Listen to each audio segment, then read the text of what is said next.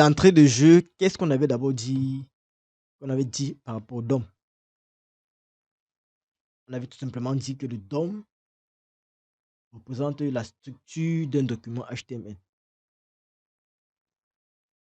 Et avant même d'arriver à la définition, ce qu'il faut comprendre d'abord, ce qu'il faut rappeler, c'est que lorsqu'on parle de l'accès au DOM, et DOM, qu'est-ce qu'on avait dit par rapport au DOM? Le DOM, c'est Document Object Model. Modèle d'objet du document, si on veut traduire de manière littérale en français. Et c'est une partie très essentielle ou alors très fondamentale lorsqu'on parle de la programmation web. Le DOM va donc représenter cela de manière hiérarchique les éléments de notre HTML dans une page, bien évidemment, une page web. JavaScript va donc permettre de faire quoi? De manipuler ces éléments-là. Il faut dissocier le DOM du JavaScript. Le DOM lui représente notre document. Et maintenant, à partir de la programmation JavaScript, on va pouvoir donc faire quoi? On va donc pouvoir manipuler ces éléments-là de manière dynamique. La précision en vaut la peine. On va donc manipuler cela de manière dynamique. Donc, comme j'ai dit tantôt, le DOM représente la structure d'un document HTML sous forme de quoi? Sous forme d'un arbre. Où nous avons quoi? Lorsqu'on parle d'arbre, il y a la racine, et il y a les nœuds. Il y a toujours une racine, il y a les différents nœuds, et il y a les feuilles. La racine correspond à quoi? À la première balise qui comporte tout le document. Ensuite, nous avons quoi? Nous avons les nœuds. Les différents nœuds seront les différents éléments qui seront à l'intérieur de la balise principale. Et nous avons les feuilles. Les feuilles seront les derniers éléments insérés à chaque nœud. Si on prend par exemple un nœud de type image, la feuille ici là sera dans une image qu'on a insérée à l'intérieur. Si on prend un nœud de type texte, la feuille ici là sera quoi? La feuille sera le texte qu'on a écrit à l'intérieur de la balise P par exemple, ou bien la balise H par exemple, H1 par exemple. Est-ce que jusqu'ici c'est clair pour vous? Donc là, c'est de manière triviale ce que c'est que le DOM. Donc le DOM d'un document HTML en fait va servir de point d'entrée dans le contenu de notre page. Donc si nous avons notre page ici, son DOM, donc sa représentation ici là, hiérarchique, sera le point d'entrée vers notre document. Lorsqu'on parle de document, ici c'est la page web, bien évidemment. Et pour pouvoir accéder, on va toujours passer par quoi? Par plusieurs objets. Il y a d'abord l'objet Windows qui est en premier. On aura le document en question. Donc pour avoir notre document, qu'est-ce qu'on va faire? On va faire un Windows pour document. Pour un document. Si vous vous rappelez très bien, ce sont les premiers éléments que nous avons vus lorsque nous avons introduit le cours sur JavaScript. On a parlé du Windows, l'objet Windows. On a parlé de l'objet document. Donc, s'il faut résumer, on va dire quoi? À partir du DOM, on va faire quoi? On va pouvoir accéder aux éléments de notre page, de notre document. On va pouvoir modifier tous les attributs, par exemple HTML. On va pouvoir modifier les styles. Et tout ça va se faire de manière dynamique. Donc, c'est ça qui va nous apporter de manière claire le dynamisme en fait à notre page. Ajouter des éléments, supprimer des éléments, déplacer des éléments. Tout cela grâce ici là à la manipulation du DOM. Alors, une autre chose qu'on avait également parlé, c'était, on avait dit que tout ce qui est dans le DOM est considéré comme des nœuds. Et je l'ai dit tantôt d'entrée de jeu. Donc, tout ce qui est dans le DOM, on les appelle des nœuds. Ou alors note en anglais. Il faut toujours maîtriser le nom en anglais. Ça vous permet de vous familiariser facilement. Et chaque élément en fait que nous avons ici, donc là c'est une page. Chaque élément que nous avons dans notre page est donc un nœud de type quoi? De type élément. Puisque nous avons un élément par exemple là, head. Donc, le head sera quoi? Un nœud de type élément. Le texte qui sera à l'intérieur des éléments que nous avons seront des nœuds. Ça peut être un nœud de type texte et bien d'autres. Donc, on aura les nœuds de type élément, on aura des nœuds de type texte, on aura des nœuds de type attribut. Lorsqu'on parle de nœuds de type attribut, c'est-à-dire quoi?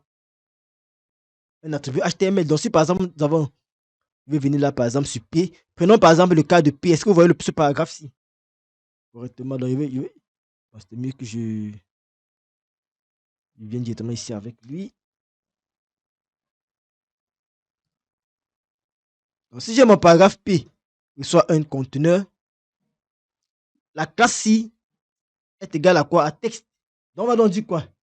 On a dit chaque élément HTML est un nœud de type élément. Donc, le P6, c'est quoi? C'est un nœud de type élément dans mon document. À l'intérieur de ce nœud, on a quoi? On a un texte. Donc, ça sera ici là un nœud de type texte. Ça correspond ici à une feuille dans l'arborescence, dans notre arborescence. Parce que après lui, il n'y a plus rien en fait.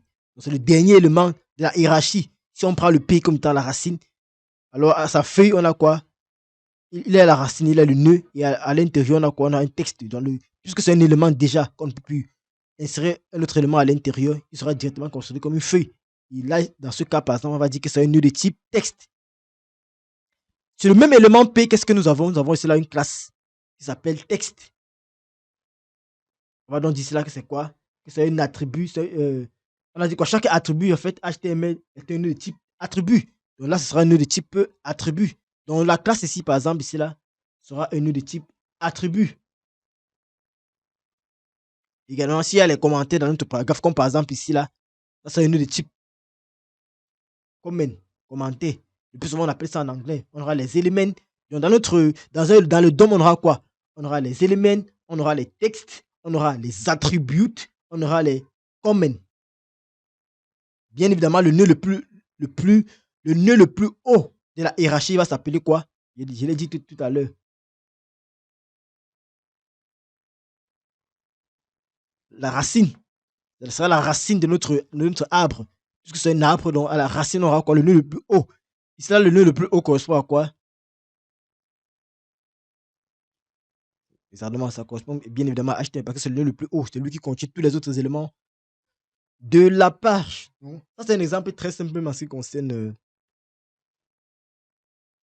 le DOM. On a une page qui a plusieurs éléments. Bon, c'est vrai qu'on a commenté, mais bon, les commentaires là seront considérés comme les nœuds de type commentaire. On va descendre jusqu'à, par exemple, à notre paragraphe ici. Il y aura un élément de type P, un élément de type attribut et un élément de type texte. On a bien ici également d'autres éléments. Tout cela sont des éléments. Lorsqu'on a un arbre signifie quoi en informatique? On a la racine, on a les feuilles, ce qu'on appelle les feuilles, on a les nœuds. Voici les feuilles. Les feuilles. Lorsqu'on parle de feuilles, ça veut dire que ce n'est plus un nœud en fait. C'est déjà le dernier élément de l'arborescence. Donc là, par exemple, je vais dire par exemple que dans mon cas, par exemple, j'avais un P. Bon, non, je vais dire que par exemple, j'ai une diff ici là. Je vais appeler ça, je vais prendre ça comme la diff. Donc, considérons que j'avais une diff. Donc, il vient ici par exemple, je mets diff content. Je vais tout simplement prendre ça et rajouter à l'intérieur. J'ai quoi? J'ai ma div qui contient quoi? Un paragraphe qui contient un H1, une autre div.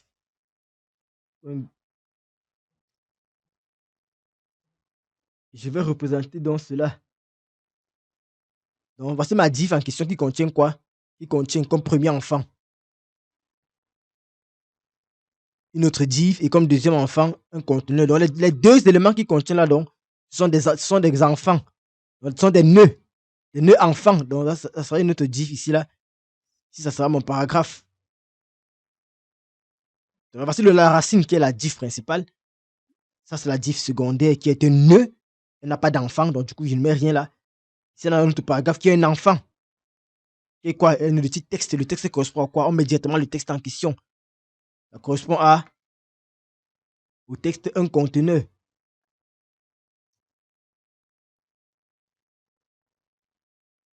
Ce sera la feuille parce que c'est un élément qui ne peut plus contenir l'autre élément. C'est une image, on devait mettre directement l'image en question. Donc, il ne peut plus être modifié. Donc, c'est le contenu final en fait de l'arborescence en fait. Après lui, il n'y a plus rien. Donc, il faut compter, donc, à l'intérieur de ce PC, on n'a plus rien en fait. C'est un titre. Donc, à l'intérieur, on ne peut plus rien mettre. C'est ce que ça veut dire par rapport à notre arborescence. Donc, ça sera considéré comme la feuille. Donc, ça, c'est ce qui concerne un peu l'introduction en ce qui concerne le DOM. On a les nœuds, comme je disais tantôt. Les nœuds contiennent quoi? Les éléments et les attributs. On a les nœuds éléments, on a les nœuds attributs, on a les nœuds commentaires. Maintenant,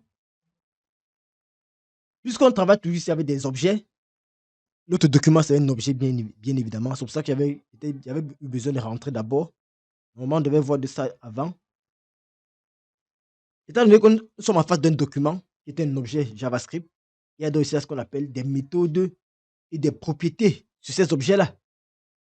Donc, les méthodes et propriétés des nœuds, puisque les nœuds sont des objets en fait, on va donc pouvoir faire quoi? À partir donc des propriétés et des méthodes sur nos différents nœuds, on va pouvoir sélectionner les éléments, on va pouvoir modifier les éléments et on va pouvoir faire quoi? On va pouvoir ajouter et supprimer certains éléments. Étant donné que tous, comme on a dit tantôt, sont des nœuds. Et un nœud, c'est un objet. On va donc pouvoir faire tous les différentes opérations que j'ai citées. La modification, la sélection, la suppression, ainsi de suite. Comment donc, la première méthode qu'on avait fait la dernière fois, c'était comment est-ce qu'on peut donc sélectionner un élément dans notre document. La première méthode très facile, c'était simple, non? On pouvait utiliser ce qu'on appelle les sélecteurs d'identifiants. Grâce ici au sélecteur d'identifiants, ça vous permettait de faire quoi? Ça vous permettait de sélectionner un élément dans votre page à partir de son identifiant. Donc, si par exemple, j'ai par exemple dans mon, dans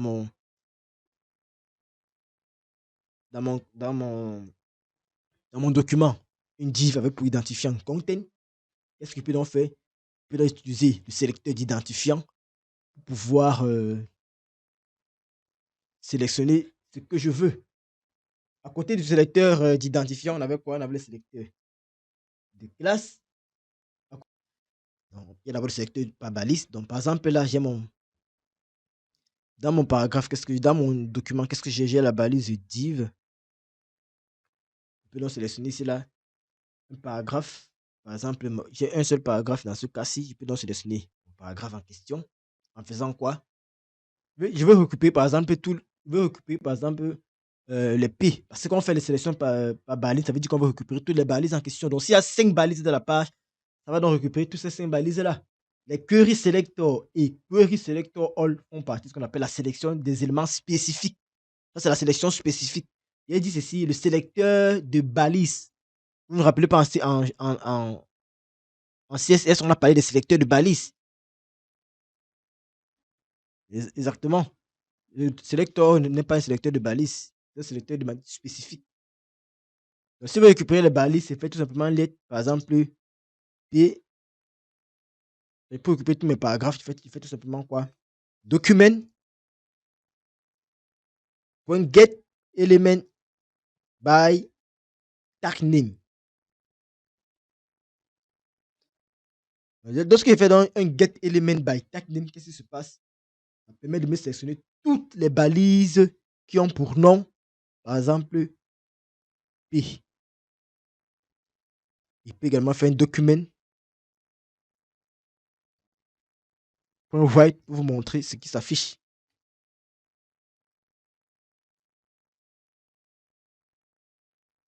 Vous voyez très bien que c'est un objet HTML de type quoi? De type collection. Parce que son objectif, c'est de faire quoi? C'est d'aller chercher toutes les balises, en fait. C'est pour ça que vous voyez que le retour n'est pas une valeur précise. C'est une collection. Normalement, si on met ça plutôt en console, vous allez voir qu'en console, on peut avoir accès à tous les éléments qui peuvent être affichés, appliqués dessus. Donc, si on fait un console.log, vous voyez, l'avantage de Java, c'est comme tout autre langage, c'est que vous pouvez tester par vous-même pour voir ce que ça donne, en fait. Donc, si on fait un console.log et que je vais ici, là, peut-être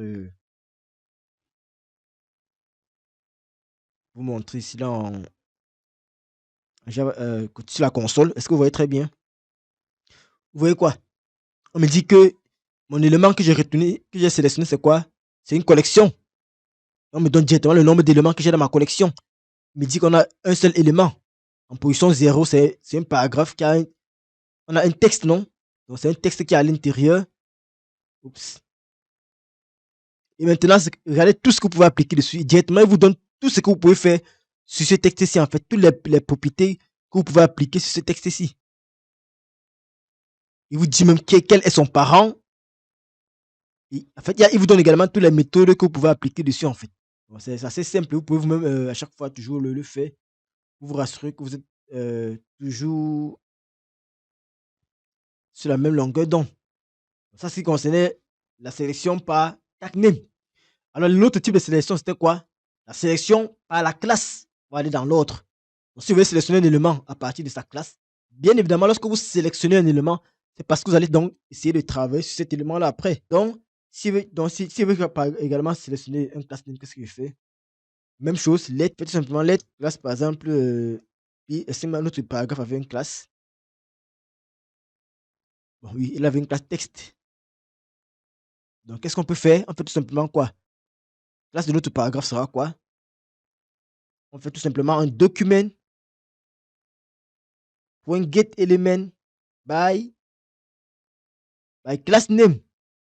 Qu'est-ce qu'on précise en paramètre? On va donc spécifier quoi? La classe en question. La classe en question, c'était quoi? C'était texte. Il faut également retenir quoi? Il faut également retenir que ça retourne également une collection. Alors, pourquoi ça retourne également une collection? Vous voyez que les deux que nous avons vus jusqu'ici là retournent toujours des collections parce que ce n'est pas spécifique. Vous savez très bien que lorsqu'on parle de classe et lorsqu'on parle de balise, dans une page, on peut avoir autant de balises que de classes. On peut avoir plusieurs classes. On peut avoir plusieurs balises en fait qui ont la même classe et on peut avoir dans la structure de notre document plusieurs paragraphes à des endroits différents. Raison pour laquelle lorsqu'on va sélectionner, que ce soit les balises, que ce soit les éléments avec leur classe, on aura toujours affaire aux collections. Ce sera un peu comme une forme de tableau. Donc, si on fait par exemple un document.write, par exemple, vous allez voir, c'est la même chose. Si on vient faire tout simplement un document.write là, de classe de P, vous voyez la même chose. On a toujours un objet de type collection. Et pour pouvoir, vous pouvez boucler une fois que vous avez fait ça. Si vous avez par exemple plusieurs paragraphes et que vous voulez changer le style de tous ces paragraphes-là, une fois que vous avez fait ça, vous allez faire un for each ou bien un for pour parcourir tous ces éléments-là, puisque vous avez la taille, vous allez parcourir ces éléments-là et appliquer ce que vous voulez. Si c'est un seul élément, vous pouvez récupérer un seul élément et travailler dessus.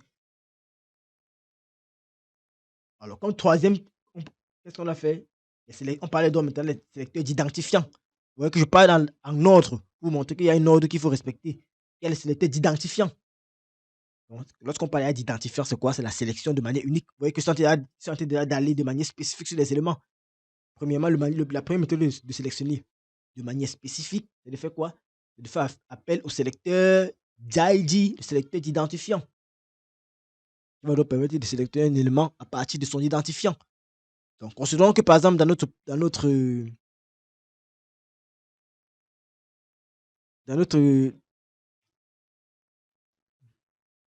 non, sélecteur d'identifiant, il ne pas parler de sélecteur query.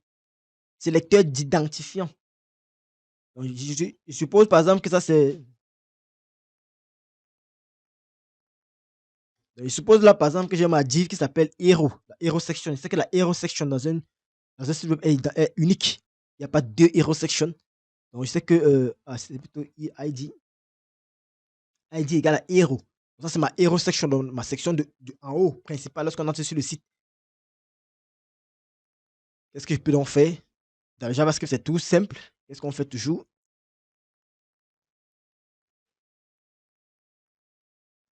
Donc, on va, on va tout simplement faire let hero reçoit quoi? Document.get element by ID. On précise en paramètre quoi? L'identifiant en question. L'identifiant, c'était hero. Et on peut donc faire un console.log de notre héros. Bon, on va pas faire un console, on va faire document.write pour aller rapidement. Document.write de héros.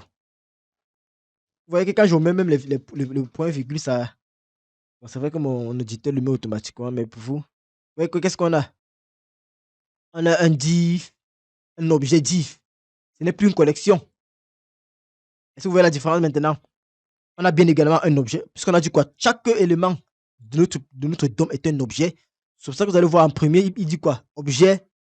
C'est un peu comme s'il donnait le type en fait. Le type et l'élément en question. On a un élément.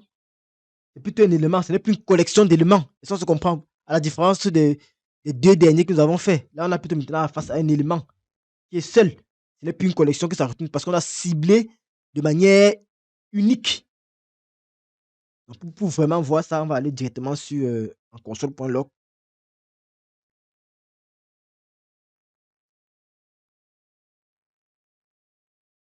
Si on fait un console.log, vous allez bien voir.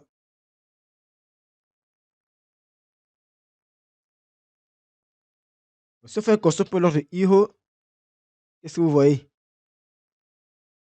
Bon, quand on actualise, celui-ci là n'est pas. Il y avait d'heures. Vous voyez, ça me donne directement mon élément. Donc, qu'est-ce qu'on a? On a donc ici là notre, notre quatrième sélecteur. On appelle le sélecteur multiple. Retenez très bien le sélecteur multiple. Grâce au query selector all. Donc, en paramètre, on va préciser un sélecteur. Ça pourra être quoi? Un sélecteur d'identifiant, un sélecteur de parenté, un sélecteur de classe. Ça peut être un sélecteur de balise. Donc, dans la hiérarchie qu'on veut, on peut vouloir dire quoi? Que je vais sélectionner par exemple une div qui se trouve. Je peux par exemple faire ça. Je sélectionne une div qui a un texte, un identifiant texte. Donc, il y a les sélecteurs multiples également que vous pouvez voir. Permet de sélectionner plusieurs éléments. Donc, qu'est-ce que vous faites? Faites par exemple les éléments. Le plus souvent, ça va les LI qu'on le fait. Donc, on a par exemple nos éléments. Qu'est-ce qu'on va faire? On va faire tout simplement un document.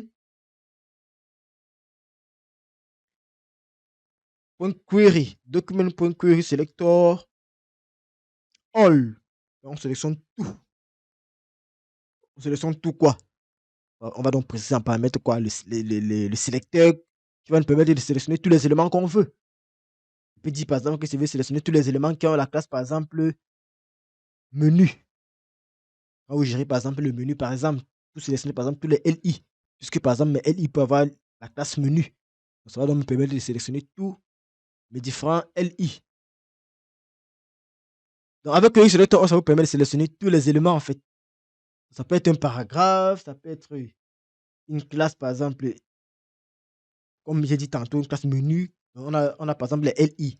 Donc la classe à chaque fois menu, vous voulez sélectionner tous ces LI en question. Alors comme cinquième autre sélecteur, qu'est-ce qu'on a? On a le sélecteur d'éléments spécifiques. Vous avez une liste d'éléments, mais vous les sélectionnez de manière spécifique. Vous utilisez quoi?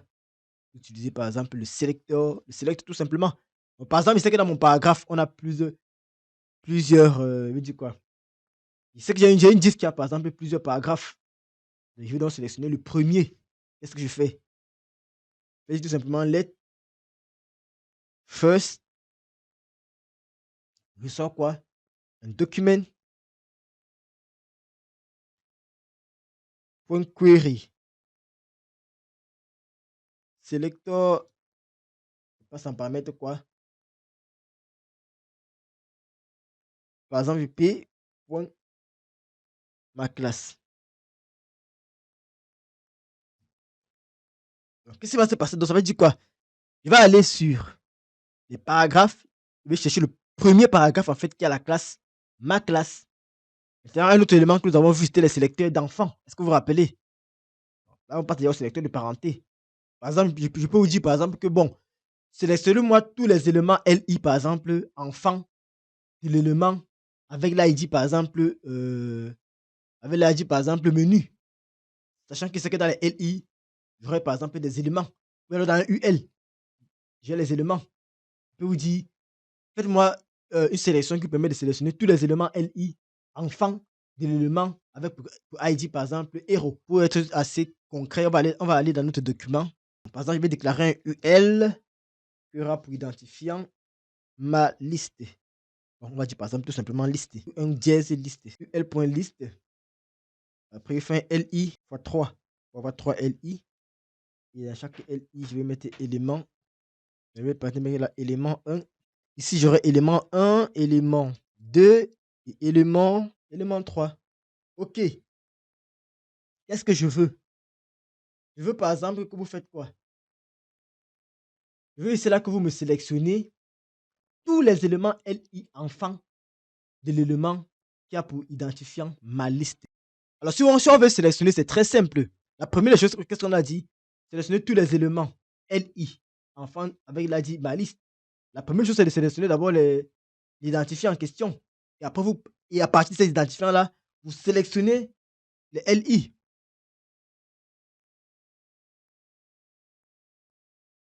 Exactement, donc on fait un let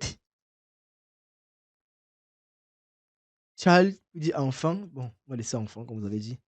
J'aime bien nommer en anglais. Donc les enfants seront quoi? On commence d'abord par un document. On a bien dit identifiant. Get element. Bah, ID, l'ID c'était quoi? C'était liste. Alors ce qu'il faut noter, c'est que à partir de l'élément récupéré, on peut pointer pour faire autre chose. Donc, on peut faire un point encore. Puisque ce que ça nous retourne, c'est quoi? C'est toujours un élément du document. Donc, celui encore, qu'est-ce qu'on peut faire? On peut récupérer. Donc là, si c'est précis, c'est LI. Normalement, je suis censé avoir un résultat escompté. Et si forcément, ici, ça nous donne un seul résultat, forcément, là, ça sera unique élément. Puisque c'est à partir de celui-ci qu'on récupère ceci. Donc, on peut faire un document. Point write de enfant. On nous dit bien qu'on a une collection. Pourquoi une collection? Parce que c'est un ensemble de LI. On peut donc faire une console.log pour bien voir ça.